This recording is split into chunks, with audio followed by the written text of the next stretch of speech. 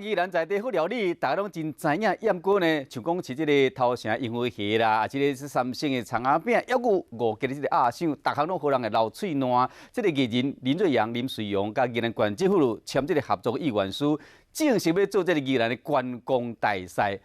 讲若要斗推销农特产品，佮打算带这个5000名员工到宜兰去游览。街道顶一盘一盘的好菜，拢是宜兰在地好料理。宜山的鸡蹄、三星的葱油饼、苏澳的花灰、东山的地粉鸭、头城的烟花蟹，还佫有台东的山猪肉，加上壮味的美容，互人想要一喙煞一喙。菜色遮尔丰富，原来是要迎接宜兰观光大赛。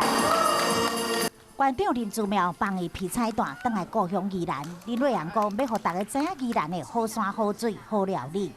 县长能够给我这个机会的时候，我睡觉都会笑。当年伫中国经商的林瑞阳，打算甲5000名员工拢带来宜兰旅游，嘛要甲这地蟹、四手啊、甲农特产品，拢放去网络平台贩卖。